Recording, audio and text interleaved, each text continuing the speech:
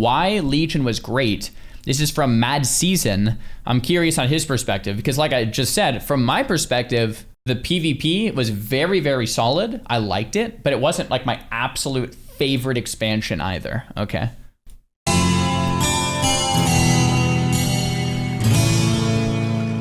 I love that Mad Season intro. It's just so good.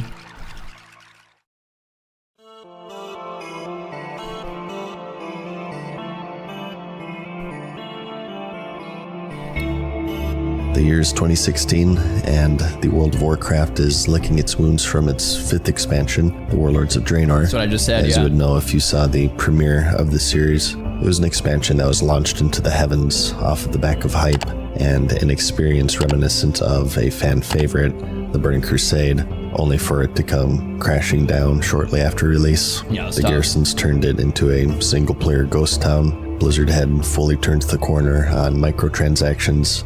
What they had once banned players for was now their business model, and a plethora of content was cut in order to make tight deadlines, and even then, patch cadence was at an all-time low. Looking back, it was no surprise that they would see subscriptions fall to levels that they hadn't seen since its initial rise back in the mid-2000s. It was bad. It was a dark time within the game's history, to be sure, and the first real era where the shadow of doubt was cast over its future with its initial release, and then its expansions, the Burning Crusade and the Wrath of the Lich King. World of Warcraft took over the world. It played a key role in the rise of social media, serving as not only the first online game for many, but even more important, their first environment for interacting with other people from across the world. Back then, the idea of that was still fresh and intriguing, and World of Warcraft in a large way was representative of that. But as the novelty of social media began to fade, so too did most MMOs, including the World of Warcraft. Combining this with a couple of expansions that had failed to hit their mark, many believed that it was now firmly past its prime and had been declining in popularity ever since the end of the Wrath of the Lich King and the beginning of Cataclysm, with Draenor serving as a new low point, while at the same time, private servers emulating these golden years were gaining in popularity. But with every end comes a new beginning, and as the reality of Draenor had set in, on August 9th, 2015 at Gamescom, Blizzard Entertainment announced their 6th expansion, Legion. Yeah! Dude, I remember this because it was like, dude, WoD was just such a low. Like I said before this video, I never quit WoW before until WoD. Never. Like, I was just I loved WoW, and then WoD came out, and I was like, this sucks. So I actually just quit for months, and like that is so weird for me. Even as a streamer, it's the only time in my streaming career I just stopped streaming WoW. I was playing like phone games for like a couple of months. What was the one I was playing? I can't remember. Was it Clash Royale? Probably Clash Royale. And I was just like, I'll do anything else, because playing WoW and WoD was just like that miserable, right? Like the PvP was just like, oh, and like you go to the city and it's just dead because everyone's in their garrisons, and it just felt so miserable. The patches were so long, and it's just like, what are we doing? So then I just came back at the end of each PvP season, like a week before, ended up just like grinding out rank 1, and then quit again. And then the same thing in season 3, quit again. So like I basically just like quit 2 or 3 times in WoD. And like, I was just like, this is just bad. And then I came back in Legion and I was amped. I remember seeing this. I'm like, let's go. We're going to have a revival where it's going to be better. They had a lot of big promises, and here we go. Why Legion was great.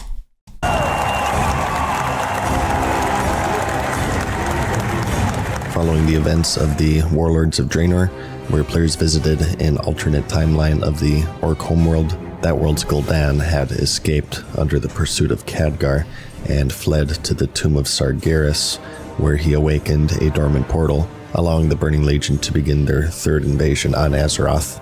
Sargeras' infinite army was awakened once more, invading locations all across the planet, with the main stage being the long-lost Broken Isles, holding elven ruins, ancient tribal lands, and even the Emerald Nightmare.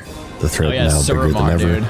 This would be another expansion where the Alliance and Horde would band together to face an ultimate evil, with the city of Dalaran serving as neutral ground. Was Suramar, the Suramar questline, was that Legion? because I remember Suramar, and I'm not like too much of a PvEer. Back then I wasn't, at least. Now I am. I remember doing that quest line, and it felt like I was doing something epic.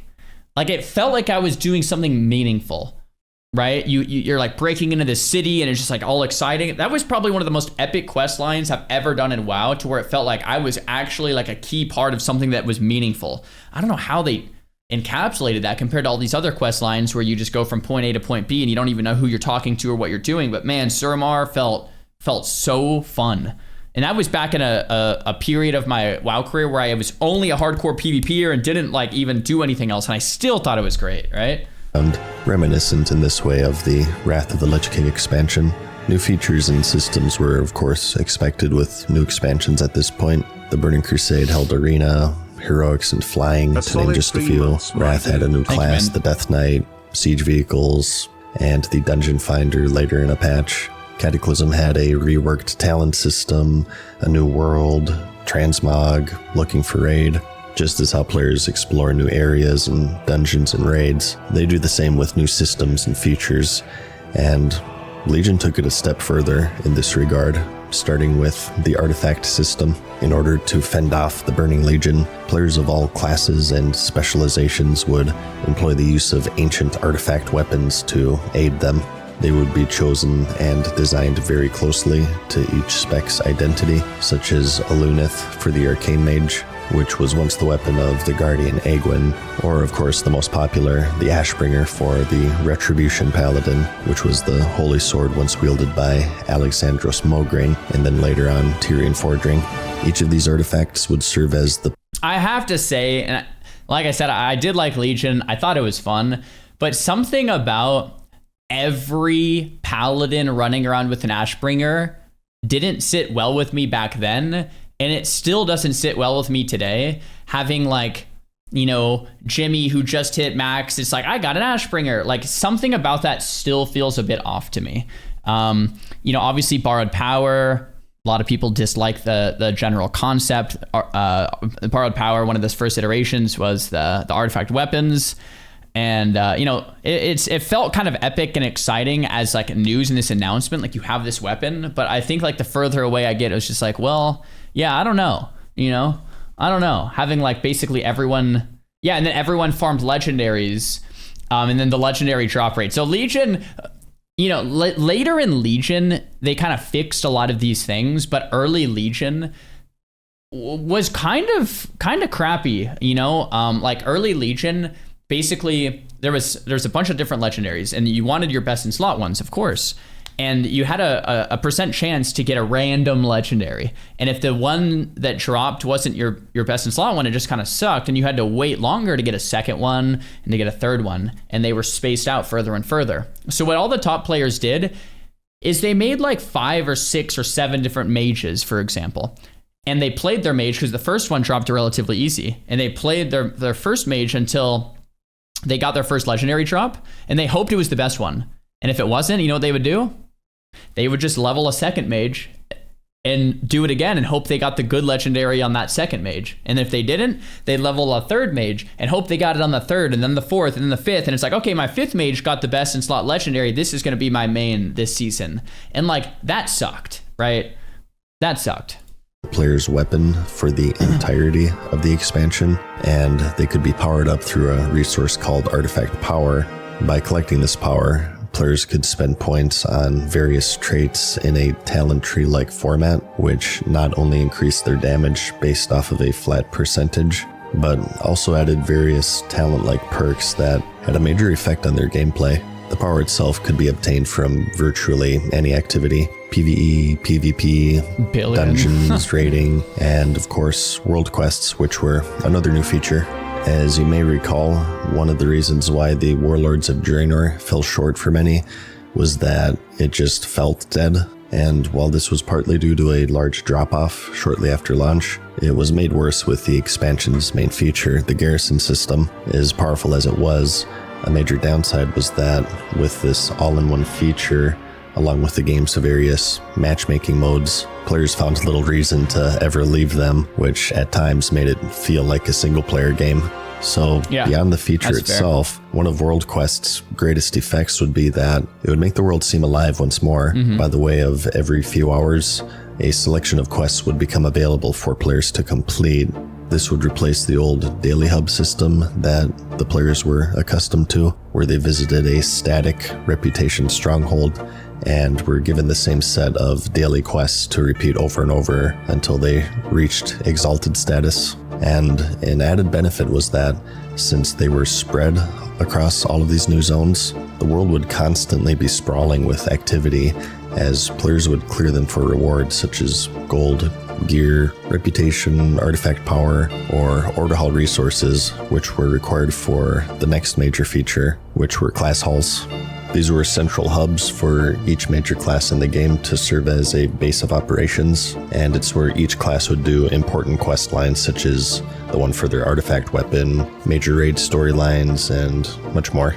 They were similar to the garrison system in some ways, such as holding a mission table and having this resource system dedicated to them, but they also aimed to remove many of its flaws. For starters, although they had various upgrades that were unique to each player as they progressed, the actual class hall itself would be shared with other players of the same class, which would make them less isolating as the garrison system. They would also be unique, aiming to identify to each of the game's classes, which also became a central focus of the expansion. Although you wouldn't be able to find this in the official trailer, class identity would be one of the areas that Blizzard had hoped to set Legion apart from other expansions. As the game grew older, many of the class's abilities and roles began to bleed into one another and become homogenized. They had believed that... Look at the gnome. Look at the gnome, guys. Bleed into one another and just become gets cut homogenized. Off completely.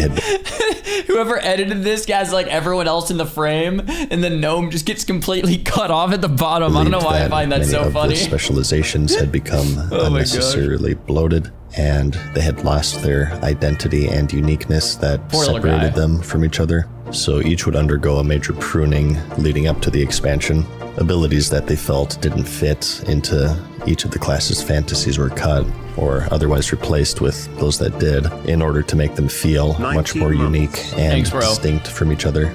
Additionally, many of the now quite aged animations would also be updated. 12 years of creaky warrior charges and dreidel spinning whirlwinds got touched up, and charge actually looked like a charge now. Fireball casters glowed with power, sound effects thumped. And although... Okay, here's the thing though. Like some were upgrades, and then some just felt so wrong. I remember when they redid Arcane Missiles, and Arcane Missiles just felt like this like spew of like wispy kind of... It's like, what the heck is that? And then like Icelands, it used to have this like great, like powerful, like slicing, like exciting thing. And then it's just like, pew, pew. Like Iceland's just like doesn't feel the same. There's some that I like better, right? But like when you upgrade a animation and it doesn't feel the same, and it just feels like this obvious downgrade. It's just like there's... in the sound too, not just how it looks, but the way it sounds. It's just like, that's such a big deal. If anyone in the chat are sound engineers for like games, it's just like, it's such a big deal to have a sound that you're looking forward to, right? Like a good example that I always think of is in Call of Duty games, like the hit marker sound. Love the stream, man. Keep being the best at what you do. Yo, thank you so much, Woof Dog. I appreciate that. Like the hit marker sound, or like the you know, if you get like a headshot or whatever, it's like, it's just, you want that dopamine just feels so good that you want it again and again and again and again and again. You know what I mean? And that's like the old school, like Iceland's deep freeze sound was like that, where it's just like, yes, I want that. So to remove that is just, I'm not saying to never change. It's just incredibly risky, because if you do, you have to make it even better. And if people don't respond to it, then you just screwed yourself, right?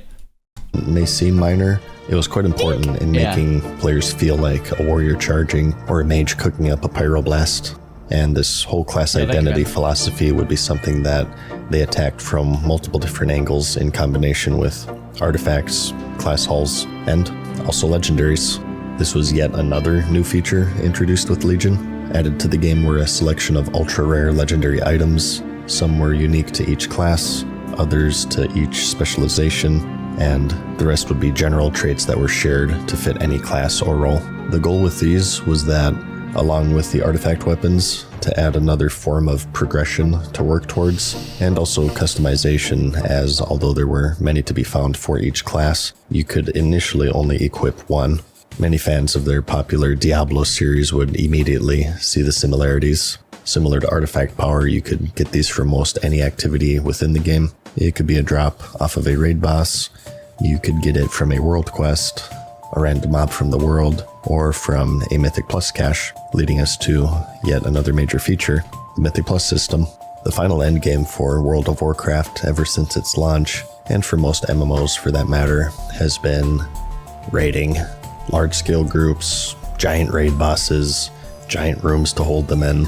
It's a defining trait of the genre, but left behind are smaller group-based content, and although Blizzard had made attempts here and there to keep them challenging and relevant, such as Heroics in the Burning Crusade, or Challenge Mode in Mists of Pandaria, they wouldn't see long-term mainstream success among the player base as a viable endgame activity. In Legion, however, they aimed to change this with Mythic Plus, which was a timed challenge mode where the dungeons of the expansion could be altered with keystones, which were obtained at the end of a normal run, and these keystones would increase the health and damage of the enemies. Whoever thought of Mythic Plus, and for that matter, challenge modes in Mists of Pandaria, cooked, man. Like, whoever first thought of that, it's like, wait a second, let's take the dungeons we already have, let's give them unique skill sets and challenges, and let's put players up against it and make it infinitely scalable and harder and give them really good rewards. It's like, holy crap, that's an idea, man. You know? Bosses up the run, as well as adding special affixes, oddly enough, also reminiscent of the Diablo series, such as enemies leaving behind damaging pools when they die, or spawn things that explode unless they're killed, to name just a few. So between the Mythic Plus affixes, legendaries, and even some choice new spells, it was quite clear that this expansion drew heavy inspiration from Diablo, with the MMORPG still serving as its core, but being supported with action RPG-like features. And the craziest thing... Yeah, I'll let him finish. This was all just for the start of the expansion, and it wasn't even everything, as Legion also saw the release of a new class, the Demon Hunter. This would be their... All right, I'm going to pause real quick. So Mad Season just related World of Warcraft's historical presence in Legion shifted away from an MMO feel and started bringing in aspects of an ARPG. Okay? I had a meeting with an ex-Blizzard developer who worked on WoW for a very long time, over a decade, more than that, decade and a half, I think. And he said the same thing. He said that World of Warcraft over time shifted away from feeling like an MMO, and more modern WoW feels like an ARPG. And right when he said that, I was like, oh my gosh. Yes, you are absolutely right. I never made that comparison until he said that. I was like, yes, that is exactly right. Way more AoE, spamming damage, gathering mobs and blasting them down versus this solo adventure, or not solo, this adventure and experience where like you're pulling really slowly, doing one at a time, kind of whatever, to this like every class has spam mobility, every class has spam AoE, and it kind of feels like you're playing an ARPG, especially when you're in like an endgame dungeon, right? Now, I'm not saying that as a bad thing, right? ARPG is a highly successful genre and people love it. So it can be a good thing, it could be a great thing, or it could be a terrible thing if you don't want an ARPG. It kind of just depends. But nonetheless, I think it is a thing that WoW is kind of slowly turning into that kind of a feel in its endgame. ARPG, action RPG. So basically something like Diablo, which is what Mad Season just related it to. Action RPG like a PoE, PoE2, Diablo,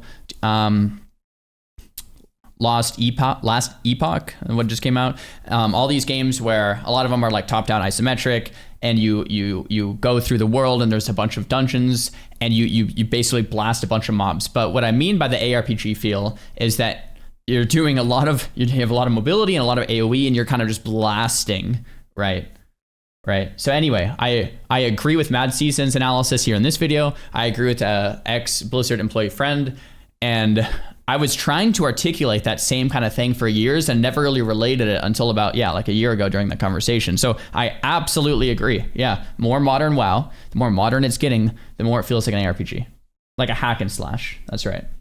Your third new class added to the game. Demon Hunters are the dark, vengeance-driven warriors who have sacrificed much to gain the power to fight against the Burning Legion, playable as Night Elf or Blood Elves. And aesthetically, they stand out with their fell-tattooed bodies and glowing eyes, and jagged warglaives, which was a weapon type that was long rumored to be hidden in the game, but now a reality.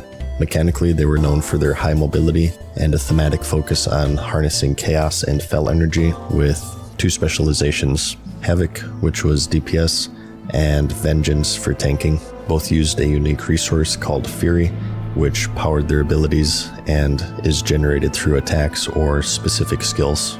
The DPS spec, Havoc, focused on fast and acrobatic attacks and dealing high bursty damage, especially in their rotating demonic form, and was overall a very mobile spec with abilities such as dash and their double jump. Their tanking spec, Vengeance, on the other hand, traded mobility for survivability and also mitigation while still dealing respectable damage. Like Havoc, they can activate. Didn't the tanking spec have more mobility? Like I remember flag carriers with Havoc that just like jumping across the whole map. Wrong information? Yeah, I'm pretty sure the tanking one had more mobility. Maybe he just misspoke. But dude, holy crap, flag carriers with Havoc were just crazy, man. Metamorphosis to become more durable, which would give them more health and additional defensive tools, and their playstyle revolved around balancing self-healing, crowd control, and absorbing damage to protect their allies. And PvP wasn't the only area to see change, as It Was Legion is when they revamped PvP by adding the honor level system, where players could earn non-decaying honor to increase in rank and earn rewards. This was a huge modernization, and along with the animations and graphics and other supporting systems, the game as a whole was moving into a new direction and attempting to pave the way of what a modern MMO should look and feel like. So, at a glance, this is one of the most feature-heavy expansions ever. The responses, however, were mixed. Many awaited with optimism and excitement, as was common with any Blizzard release at this point still. But after the Warlords of Draenor, a portion of the fanbase was understandably skeptical. Between the cut features and an ever-growing influence of RMT, promises were failing to be fulfilled quite regularly at this point, so the trust levels between Blizzard and their fanbase was certainly weaker than their earlier years. And even worse, leading up to it, the game had been suffering from one of its worst content droughts to date. 13 months separated the final patch of Draenor and the release of Legion. It was clear, at this particular point in time, they were failing to follow through, so although Legion seemed quite shiny and exciting, many players would ask themselves how much of it would actually see the light of day, and at what pace would it be delivered and followed up on. But only time would tell at this point, and there was just one question left.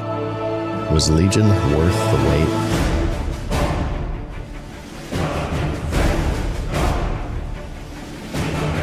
World of Warcraft Legion officially launched on August 30th, 2016, and apparently, as it would turn out, optimism far outmatched cynicism, with 3.2 million copies sold day one, and subscribers surging back up towards 10 million.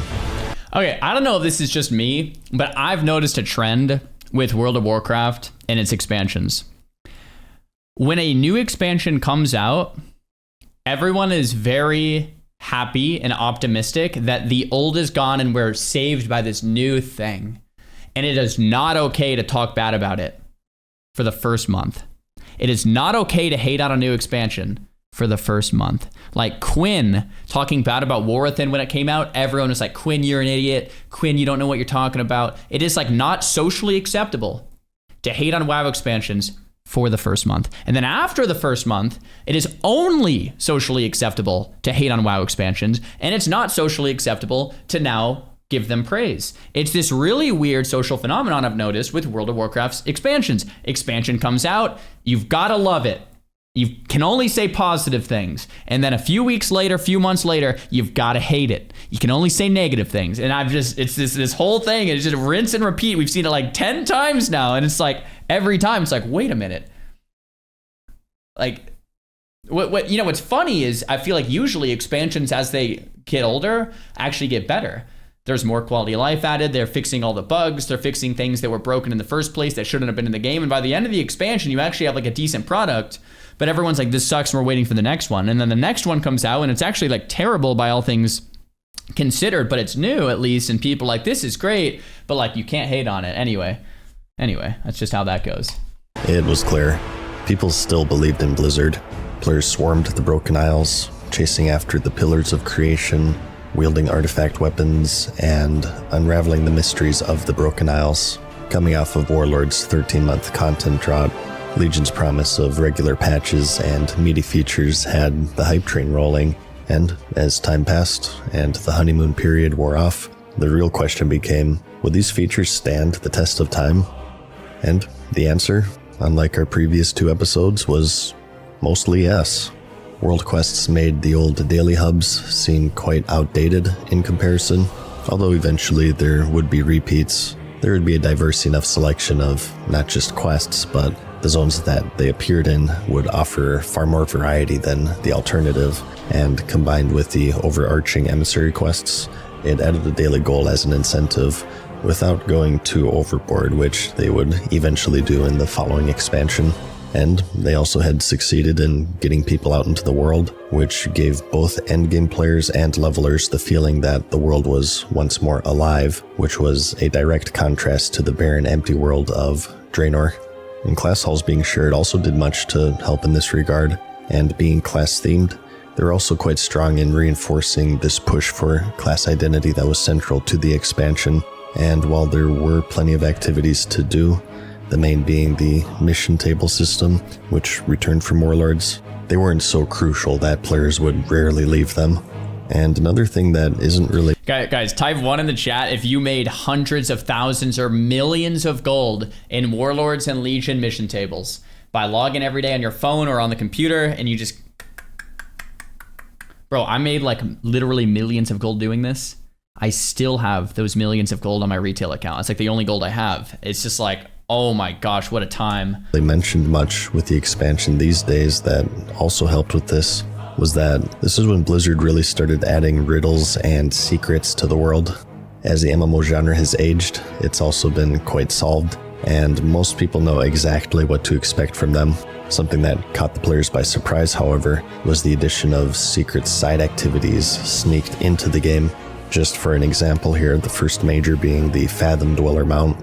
During its launch, a game-wide message was sent to the players that this ancient evil had awakened. As it turned out, this had to do with a very intricate secret that a handful of players found. In the currently inactive Broken Shore zone, there's this seemingly useless cave with a dark orb surrounded by pebbles. You couldn't interact with it in any way. However, if you were to superimpose this image over the world map for the Broken Isles, it would show the location of a number of dark orbs spread throughout the world, hidden in caves that players could click on in a certain order, and if they did it correctly, they would unlock a world quest that gave the mount upon slaying the outdoor raid boss named Kasamata Hungering, which was hidden in the Asuna zone. Although this wasn't as flashy as a main feature like artifacts or Mythic Plus, forgot about this that, dude. Surprisingly did quite a lot to inject mystery into a genre that had long become formulaic and predictable, while at the same time encouraging interaction between its player base and forming this shared effort of solving these cryptic riddles. And it would become something of a game-wide scavenger hunt where people would make dedicated discords and work together in solving them. It was pretty exciting, and it was received very positively within the community. So later on in the expansion, they also added things like the Riddler's Mindworm, which similarly had puzzles and mystery surrounding it. And they would also do the same in future expansions, such as the Hive Mind mount in the Battle for Azeroth, to name just one. As for the artifact weapons, although they lacked any real form of agency or customization since you would eventually get every trait anyways, they did give another layer of progression past leveling and gearing. As the expansion went on, more traits were added, as well as catch-up mechanics for new players or those with alts, and it would serve as this constant form of progression where there were main traits to be obtained, and then any level after that would be incremental increases. So there was this cutoff of sorts where you could casually get the most out of them quite easily, and then the more hardcore players could really squeeze out power increases if they were very active and they pursued all forms of artifact power through world quests and dungeon runs. And lastly, as for their crown jewel, Mythic Plus, these were also received exceptionally well. No longer were dungeons simply a stepping stone that existed solely to get players into the raiding endgame. They were their own form of endgame. Variety was forced through different ways, with affixes rotating weekly, and the dungeon itself was selected randomly at the end of a run, although there were still ones that players favored and avoided. I remember that the Mauve Souls in particular was popular since it was the shortest, and the Halls of Origination was avoided since it was very long. Their timed nature made them quite hectic, and their infinite scalability ensured that they were always challenging, and similar to World Quests, it was a very well-received feature that they would carry on into future expansions, and is still running to this date. But just as how bad expansions aren't all bad, great expansions aren't all great either, and there definitely were some flaws to be found. Probably the biggest frustration would come with legendaries. We mentioned this earlier. Yep. These were very powerful, unique items that in a lot of cases gave very drastic power boosts. So the issue with them was that, just like with any RPG, some of them were amazing, some of them were decent, and others were just really bad and people would laugh at you if you got them. The chances of getting one were... Guy's laughing because he got Safu's.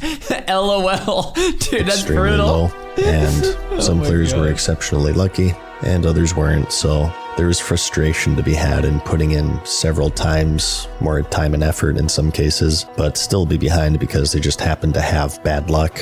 Because of this, they would tweak the drop rate several times throughout the expansion. But overall, the criticism was that they were just too powerful for how random they were. Yeah. There did exist a pity timer of sorts, which would eventually guarantee a drop. Got my and fourth this too was legendary. Adjusted through the expansion as complaints rolled in.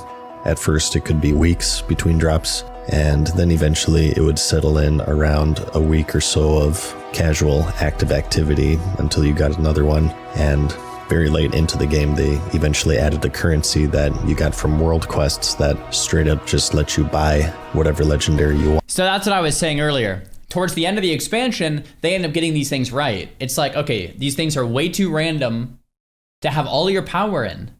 And towards the end of the expansion, the end of Legion, they added it so it's like, okay, you can kind of just buy the one you want with a bit of effort. So it took away like the random aspect of it. And it's like, nice, that was fantastic, but it came so late that it was like, you know, by the time it was there, everyone had everything anyway. So it was really nice for alts, and it was good anyway.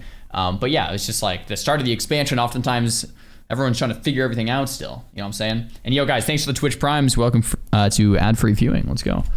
Wanted, which alleviated this frustration with RNG, but at the same time, kind of removed their whole initial point, which was that excitement of obtaining a good one, which displayed quite clearly the double-edged sword of RNG that exists in all games of the genre. Fair enough, but yeah. From the beginning, the question was, how much is too much? In the case of legendaries for Legion, the general consensus was that it was too much. Yeah. Speaking of RNG, there were similar frustrations with Titanforging. This was a loot system that was first introduced in the Mists of Pandaria as Thunderforging, where items had a chance to roll a higher item level randomly. Yeah, I forgot about that. And while this was pretty contained in Mists during its introduction, the ceiling for Legion was raised very high to where you could sometimes get better loot from trivial world quests than you could get from Mythic level raiding, which could be exciting, which was the goal, but again, it added another layer of RNG to an already pretty heavy RNG expansion. This also introduced some awkward dynamics with the endgame. Since Mythic Plus runs were repeatable infinitely, along with this Titanforging, they could consistently be a more efficient way of gearing than the high-end raiding, which was very jarring for the player base, because dungeons went from something to just burn through to get 2 rating to being more rewarding than the hardest difficulty of mode in rating, which was Mythic. Whether this is a flaw or not is based off of personal preference, I'd say, but what it did do was give merit to this frustration of luck playing too much of a role within the expansion. Another flaw, some would say, would be that with such huge changes to classes, while there were some big hits, there were also some misses. Survival Hunter, which went back to its melee roots from the very beginnings of the game, was pretty terrible throughout the entirety of the expansion, if I remember correctly. So with so many specializations being remade, essentially, there are bound to be some that missed the mark, and there certainly were those who were disappointed with how their favorite specs changed moving from Draenor into Legion. So there definitely were flaws. That's funny he used the Arcane Mage clip when saying that, which was probably just a happenstance anyway, but Arcane and Legion was one of the most praised specs that I can remember from, like, of all time. Like, if you ask any mage what was the best version of Arcane, most of them will say Legion, right? It was just such a fun spec in Legion, man. Like, Legion Arcane for mage was just like, oh, it was great. It was great. It's kind of what got me into playing Arcane in the first place. I was like, this is awesome. To be had, but the general consensus today is that they were far outweighed by really successive and fun features that the expansion introduced and also maintained throughout future expansions. Consequently, Legion has quite a favorable reputation. It not only provided a surge of activity for the game, but due to these successful features and a strong cadence of patches to follow through with it, it also did a good job of retaining it. It was an impressive feat, especially coming off the back of its ill-fated predecessor. It was a true redemption arc, and it came at the most critical time, especially since the release of Classic World of Warcraft. The game falls into 2 different categories for most people, Current and Classic. And while Classic has more of an old school feel with older RPG elements reminiscent of the early days of the genre, Current is much more modernized. Gameplay systems are streamlined. There's more of a focus on daily systems and supporting features that run alongside the core progression path. What people prefer is personal, but for many, Legion sort of represents this golden era for the current version of the game. It's a good representative of what a modern MMO should be. So the morale is very high at this point for both Blizzard and its players. Expectations were lifted once more as things winded down, and people prepared for their next adventure in the battle for Azeroth. Well, so that's a great perspective, because from my perspective, from the PvP perspective, historically the Golden Era, I think most people would think that it's Wrath, Kata, Mop would be like the Golden Era, or some people might argue it's like TBC, Wrath, Kata, or something like that. From my perspective, definitely Wrath, Kata, Mop, right? The Golden Era. You had just these awesome players and these awesome tournaments and this awesome just scene of PvP, and it's like I just smile thinking about it, man. It's such a great part of my life, you know. It's awesome. So to me, that's the Golden Era. By Legion, in my opinion, the Golden Era was long gone. Now that's the PvP side of things.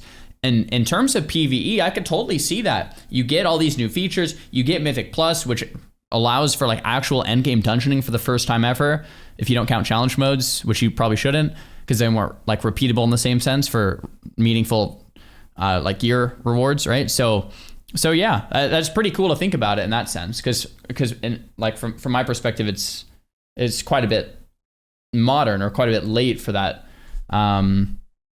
To call it like a golden era, right?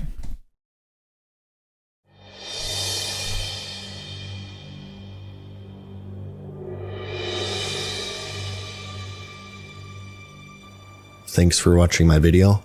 So this is the 3rd in the series and the first of the greats. Like I mentioned in previous episodes, I want this series to cover both the best and the worst that the genre has to offer. I think for the next episode, we're going to take a step outside of World of Warcraft for a moment. Okay. My plan is for this to be a fairly long-running series, and obviously we only have so much to work with within the realm of Azeroth, but I hope you kind of have a good idea of what I'm going for at this point. As always, let me know what you think, and if you disagree with the verdict or anything I've said in this video. Agree, yeah, I'd like to see your reasoning if you personally thought that Legion missed the mark. But other than that, like the video if you liked it, and I'll see you in the next episode where we will be exploring a whole new world. No, I was gonna just say, I hope he does New World. Do you think he's going to? A whole new world. Dude, I was just gonna say before he said that, I hope he does New World next, because I would be fascinated on Mad Season's take on New World and what happened. It's an incredibly interesting case study for an MMO that came out, just destroyed every previous record, or not every previous record, but like just did incredibly well, and then just completely fell off. And yeah, I hope so. I hope he does it. That'd be great. Yeah, I would. Mad Season, if you're watching this, please do New World. I think that'd be super awesome.